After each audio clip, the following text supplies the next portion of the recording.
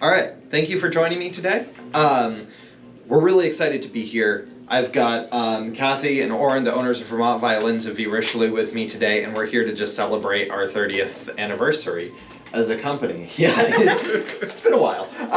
Running violins and having instruments available, we were getting letters from teachers saying, "Oh, please do this, please. We really need a source for instruments." Yeah, and there isn't really anywhere to get them, and they really wanted Kathy to get into it. But Central Vermont did not have access to a lot of instruments. So that's where it all started, was getting back into getting instruments into the hands of kids so that they could be successful. A really memorable moment that fundamentally changed the way that people saw the business and changed your perspective of where it would go. Yeah, I mean, I think like when we had this one student who'd been renting a long time, and he was a very small person with big hands. Yeah.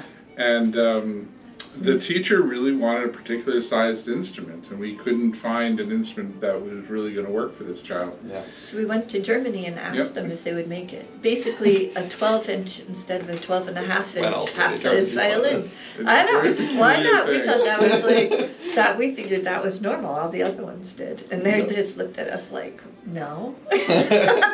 Not so happening. In typical you fashion, we decided to make one for him. And so this was our first instrument being made. This was in 8, 9? No, it was before that, 2006, I think. Anyway, Anyway, that was our first instrument. It wasn't called Richelieu at the time, of course. And it was an oddball instrument because it was didn't conform to a lot of the standard measurements, but it was designed for this particular child. And the child loved it. He was able to progress remarkably. He ended up being, going on to a musical college, and really was pursuing it down in New York at Juilliard with these little instruments. But it really started for us to change our perspective a lot, because suddenly we were going beyond just, providing instruments that we were buying elsewhere, with actually really thinking about what the kids need. And then we started actually making the instruments. Thinking about a restoration or an extraordinary project that the shop has done in its history, does one come to mind that really fostered a long-term relationship with a customer or helped the shop interface with the community in a different way?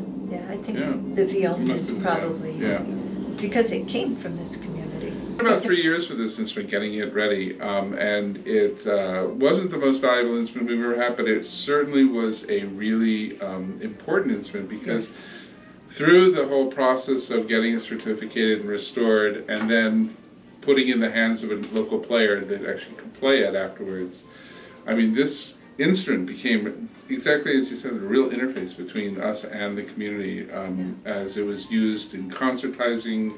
We had specific concerts dedicated to this instrument. We had...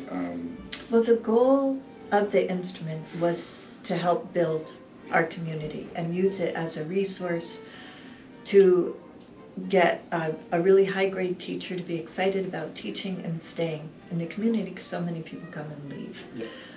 So this was our gift to someone, in a way, to say, look, we need you.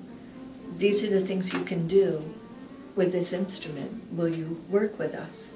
And she did amazing things. She worked with a community orchestra and really inspired them. She's an amazing teacher. Her trio performs locally and does beautiful pieces for people, but also during COVID did this really cool project where they advertised and promoted these small local performance spaces that were really struggling during COVID with her trio. What are some other communities that you've worked with that the shop has really been able to have a major impact on in a positive way? So a lot of the school districts want to create string programs. Oh yeah, so we have there are a lot of schools in Vermont that are offering string lessons. Some of them are like arts-oriented public schools, Integrated Arts Academy. We have El Sistema-inspired school programs in what we call the Northeast Kingdom, which is a sort of low-income part of Vermont, more rural. And then we have a lot of programs running in some of the cities in Vermont and in New York. And basically, these schools don't have funds for the instruments. So, and a lot of the kids in the schools can't afford to acquire their instruments either. So, in order to facilitate having them, we have a fleet of instruments that we make available to schools at very, very low cost. That'll just allow them to provide these services. So that's one really important community.